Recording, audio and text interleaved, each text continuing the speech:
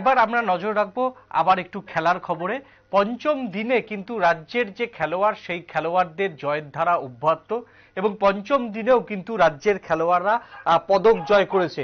পঞ্চম দিনের শুরুতেই রাজ্য দলের ঝুলিতে 3টি পদক। জাতীয় মাস্টার্স অ্যাথলেটিক্স যে দল সেই দল ইতিমধ্যেই পদক জিতেছে। এবার আমরা সরাসরি কথা বলে নেব যে কটা পদক জিতেছে এবং রাজ্য দলের আরো কতগুলি পদক জয়ের সম্ভাবনা রয়েছে। আমাদের সঙ্গে টেলিফোন লাইনে জুড়ে গিয়েছেন আমাদের ক্রীড়া প্রতিনিধি বিপ্লব চন্দ্র। বিপ্লব দা, জাতীয় মাস্টার্স এই যে প্রতিযোগিতা সেই প্রতিযোগিতাতে কটা পদক আজ সকালে জিতলো রাজ্যের অ্যাথলেটরা? দেখুন নীল, আজকে পর্যন্ত রাজ্য দলের যে ফলাফল এবং কালকে রাত্রে যে শেষের দিকে ফলাফল, সেই ফলাফল অনুযায়ী এখন পর্যন্ত রাজ্য দলের ঝুলিতে রয়েছে 31টি পদক এবং 31টি পদকের মধ্যে আজ কিন্তু দিনের শুরুতেই কিন্তু রাজ্য দল সকালেই কিন্তু তিনটি ব্রোঞ্জ পেয়েছে। 100 মিটার হার্ডেলসে রাজ্য দল ব্রোঞ্জ পদক পেয়েছে, রাজ্য দল ট্রিপল জাম্পে ব্রোঞ্জ পদক পেয়েছে এবং রাজ্য দল ব্রোঞ্জ পদক পেয়েছে আরেকটা গ্রুপেরই ট্রিপল জাম্পে।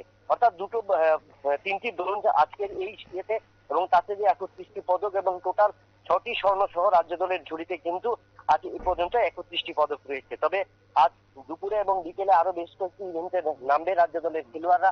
তাতে রাজ্য দলের কোচ আশাবাদী যে রাজ্য দল আজকের দিনেই বিগত আসরে যে 36টি পদক জয় করেছিল সেই লক্ষ্য কিন্তু আজকে তারা পূরণ করে নেবে।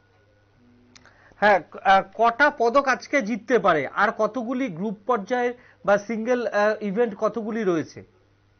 দেখো, সিঙ্গেল ইভেন্ট বেশ কয়েকটা ইভেন্ট রয়েছে, যা লং ডিস্টেন্সের রান সেগুলো এখনো শুরু হয়নি এবং সেগুলো শুরু হলেই কিন্তু রাজ্য দলের ঝুলিতে পাবে। কিন্তু এখন পর্যন্ত যেই খবর যে 400 মিটার যে রিলে 400 মিটার রেস এবং ইন্ডিভিজুয়াল রেস এখানে কিন্তু ব্রোঞ্জ পদক পেয়েছে মাহাবুল আলম এবং মমতা নাথ 400 মিটার হার্ডেলসে রৌপ্য পদক জয় করেছে।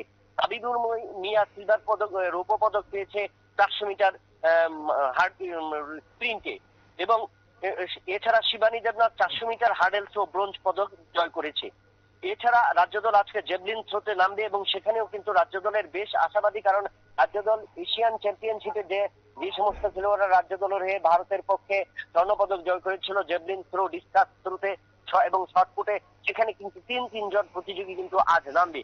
এখানে দেবাশিস মজুমদারের উপর সবচেয়ে বেশি ভরসা রয়েছে, কারণ দেবাশিস মজুমদার বরাবরই কিন্তু বিগত যে যতগুলো আসর হয়েছে প্রত্যেকটি কিন্তু মাস্টার অ্যাথলেটিক্স প্রতিযোগিতায় কিন্তু এই দেবাশিস মজুমদার জেভলিন থ্রোতে কিন্তু পদক এনেছে। এই বছরও আশাবাদী এবং তার পাশাপাশি দেবাশিস মজুমদারের কাছ থেকে আমরা আশা করব, কারণ আন্তর্জাতিক আসরে এশিয়ান চ্যাম্পিয়নশিপে কিন্তু দেবাশিস মজুমদার স্বর্ণ পদক এনেছিল।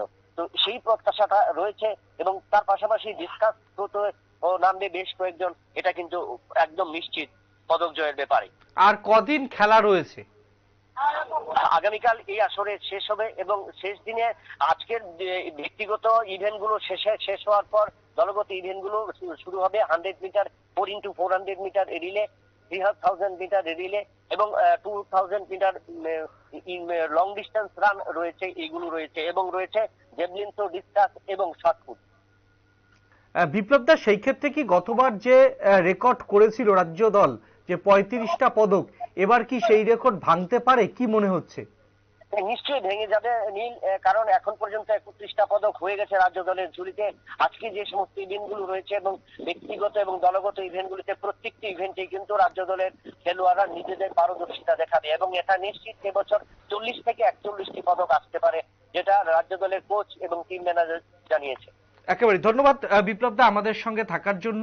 রাজ্য দল অন্তত গত বছরের যে 35টা পদক জিতেছিল সেই 35টা পদকের রেকর্ড ভাঙতে চাইছে।